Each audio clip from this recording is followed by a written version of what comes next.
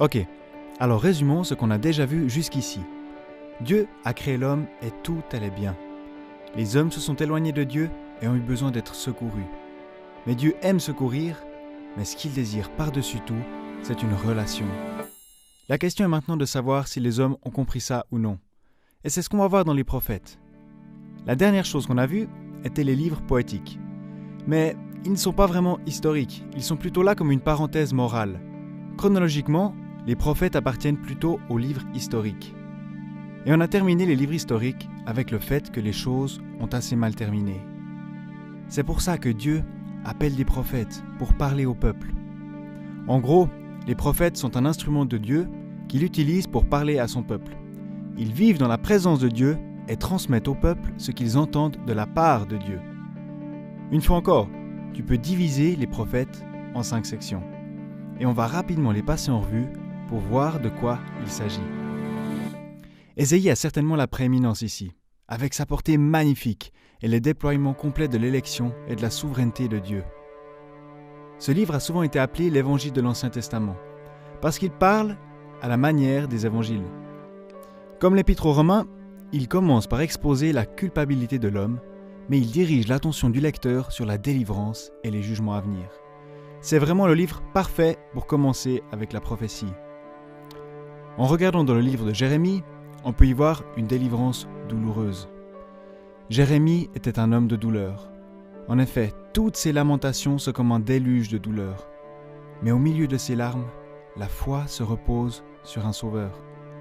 On y voit donc des prophéties précises sur la restauration du peuple. Lorsqu'on s'occupe de la partie centrale, qui nous parle de la relation et de la communion, on a Ézéchiel le prêtre. Il voit la souillure du peuple qui nécessite l'enlèvement de l'habitation de Dieu parmi eux.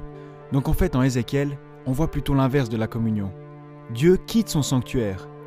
Mais une fois que le travail de restauration est accompli, il voit la nation comme ressuscitée des morts, restaurée dans leur pays, avec le sanctuaire et la gloire de Dieu au milieu d'eux. Et pendant cette période, Dieu teste et éprouve Israël par les nations. C'est ce dont nous parle le livre de Daniel. Comme résumé, on a les 12 petits prophètes, comme on les appelle.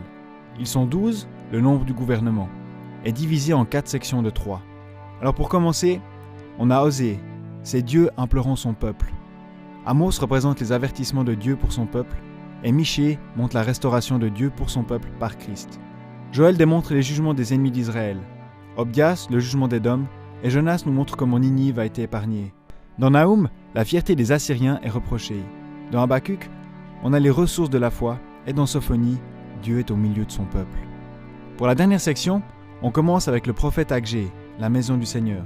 En Zacharie, on a la délivrance finale, et en Malachie, tout doit attendre le lever du soleil. Et ensuite, le silence complet. Dieu reste silencieux pour une période de 400 ans. Le peuple parle, fait des plans, se révolte, des personnes sont tuées, mais Dieu reste silencieux. Jusqu'à ce que quelque chose se passe. Les cieux parlent pour la dernière fois. Et ce qu'ils disent, on le verra dans notre dernière vidéo.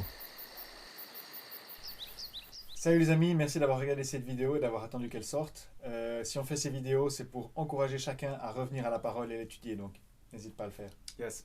Si vous voulez nous suivre, simplement vous pouvez vous abonner, regarder sur notre site web aussi, et puis c'est tout. Ciao.